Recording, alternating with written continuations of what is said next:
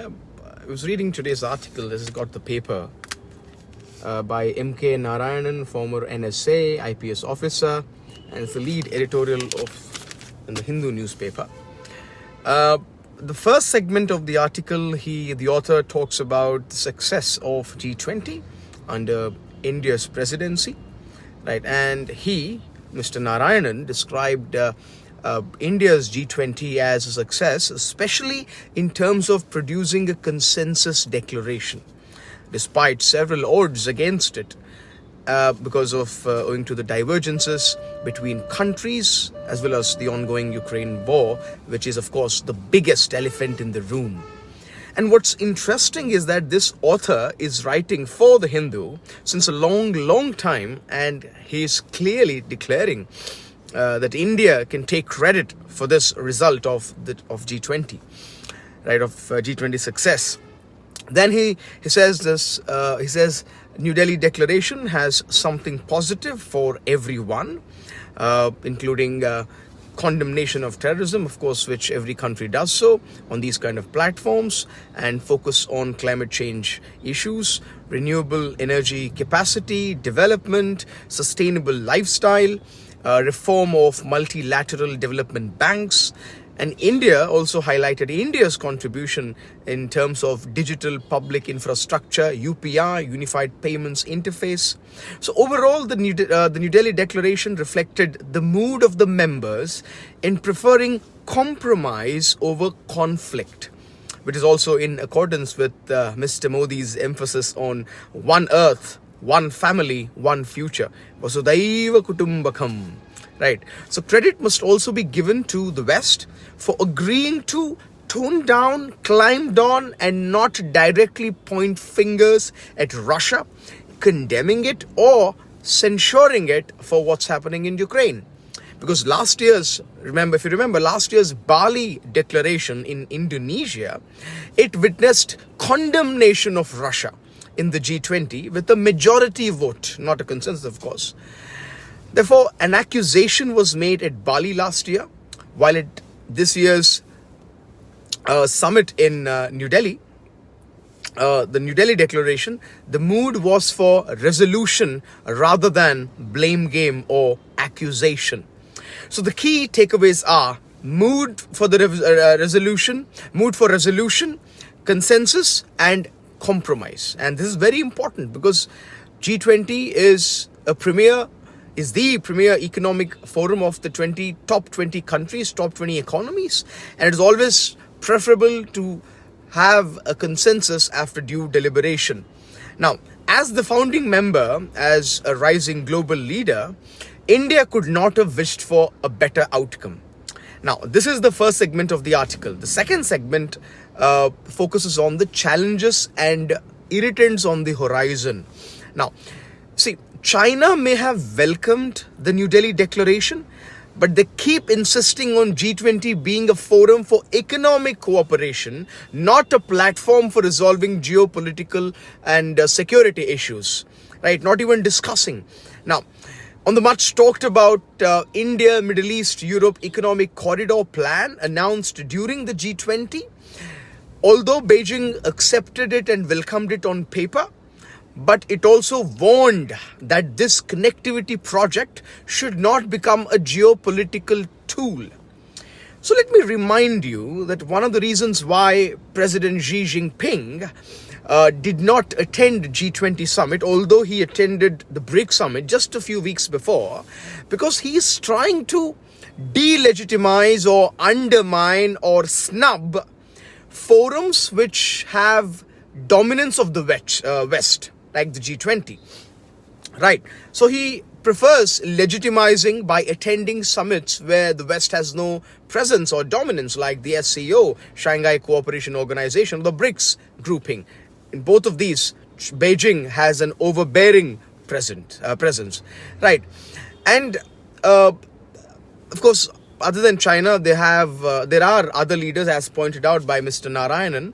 There are other leaders who are not really satisfied with the outcome in G20, such as the South Korean president. He warned that the world is going through a period of poly crisis or multiple crisis encompassing geopolitical competition, increasing inflation, and of course the continuation of the Ukraine war. And these leaders felt none of these issues were decisively resolved, right? So India has to be vigilant because China is trying to be the hegemon of Asia, the superpower of Asia, while the West is viewing economic slowdown of China and possible economic collapse in China and the declining demographic dividend as possible opportunities to take advantage of. India cannot afford to be negligent because the West can afford to fail in this pursuit, right? But India has to be ever vigilant because we are aware of China's nefarious capacities and capabilities, right, to overcome these problems. They may create a problem on the border across the Taiwan Strait or something in South China Sea to stoke up nationalism in China so that the people would rally behind the government or the leader, Supreme Leader Xi Jinping. Now, see, India is of course the obvious target for China, and India is in the way of China becoming the undisputed king of Asia. So it's okay for Western countries to fail in containing China, but it is not okay for us to fail, for New Delhi to fail, right? And India should be very cautious because China doesn't approve two things related to India. It doesn't approve India being considered by the West as an emerging great power. It also doesn't approve India's presence in groupings such as the Quad Alliance. Right. Next, the third segment of the article, he talks about the emerging bipolar rivalry between the Western Bloc led by the United States and the China-Russia axis. That he reminds us that many years ago, especially during the post-2008 crisis management, G20 played a leading role as a form of, as a platform in finding ways to resolve the economic crisis and the slowdown. But the last few years, G20 has been more of has been catering to geopolitical tensions, and it's become a forum where geopolitical issues, security issues are being discussed. That under the surface, a war is being waged, which he calls as subterranean warfare. Under the surface, an underground warfare is being waged between two rival blocks, which reminds me of the Cold War era, one led by the West and the other led by the China-Russia axis. Because everybody uses the phrase rules-based order. But he argues that instead of a rules-based order, which has become a catch-all phrase that everybody randomly, willy-nilly and very liberally use this phrase, but what's actually happening here that we're witnessing an emerging world disorder, right? An emerging world disorder, right? And we're likely to see the return of rival, conflicting, contradictory, competitive, struggling and antagonistic blocks, two blocks struggling for world domination. And the worst part is, countries like India have little or no room at all to be non-aligned in this emerging world order. You see, scholars contend that we are viewing the rise of an emerging multipolar world order characterized by multiple great powers. But I think for the next few years, at least 15 years, the world will see an emerging bipolar order followed by a proper multipolar world order as in the 18th and 19th century Europe. And that can happen only if India becomes a true great power in the Indo-Pacific region. And another thing he discusses is the stalemate in the Ukraine war, where nobody knows where the world is going, Ukraine winning or Russia winning. So this situation has led the US to become the most important security guarantor of Europe. That Europe may become dependent on NATO, which of course it already is, that US will expand NATO's leadership, right? Scandinavian countries may join, like Finland.